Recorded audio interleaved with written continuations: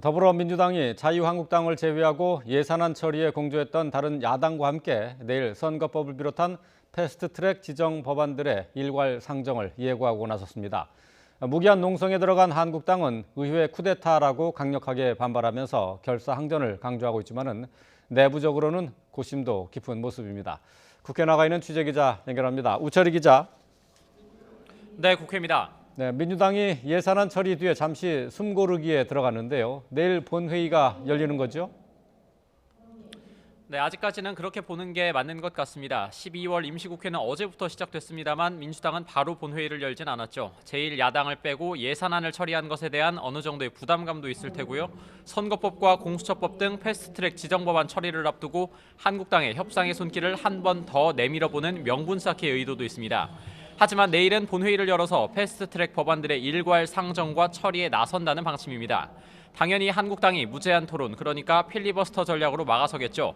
필리버스터는 회기 종료와 함께 끝이 나는 만큼 민주당은 임시국회 회기를 3, 4일씩 짧게 잡아서 다음 회기 때 곧장 표결에 붙인다는 전략입니다. 먼저 총선 예비후보 등록일이 17일이라서 그 전에 선거법부터 처리할 계획입니다. 이른바 4+1 협의체가 예산안 처리 과정에서는 견고한 공조를 보여줬지만 아직 이견을 완전히 좁히지는 못한 상태입니다. 오늘까지 선거법 최종안을 마련한다는 방침인데요. 동시에 한국당을 향해서는 마지막까지 협상의 끈을 놓지는 않겠다는 여지도 남겨놨습니다. 이런 가운데 오후 2시에 바른미래당과 정의당, 민주평화당 등 야3당은 선거법 본회의 상정과 후퇴 중단을 촉구하는 기자회견을 엽니다.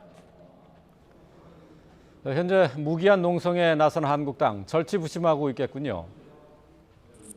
네, 속이 부글부글 끓지만 그렇다고 뾰족한 수가 있는 것도 아닙니다. 일단 황교안 대표가 무기한 농성에 돌입한 가운데 황 대표를 비롯한 한국당 의원 10여 명은 어제 본회의장 앞 로텐더홀에서 밤샘 농성을 벌였습니다.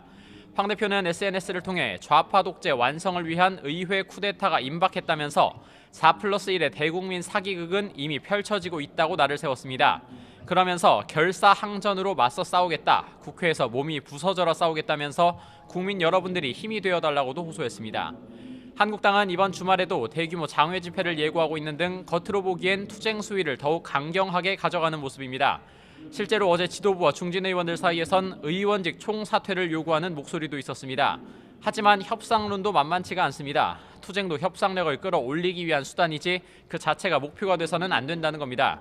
예산안처럼 일방적으로 다 내주는 최악의 상황이 올 수도 있는 만큼 더 충격이 클 선거법과 공수처는 협상을 통해 최대한 실익을 끌어내는 게 낫다는 목소리가 나오고 있습니다. 이에 맞서 의원직 총사퇴는 실익도 없고 민주당과 동조하는 야당들이 어차피 마음먹은 대로 할 테니 차라리 장렬하게 전사하자는 입장을 강경파 측에서는 고수하고 있습니다. 국회가 폭풍 전야를 방불케 하면서 시시각각 바뀌는 상황에 대해 여야 모두 촉각을 곤두세우고 있습니다. 지금까지 국회에서 YTN 우철입니다.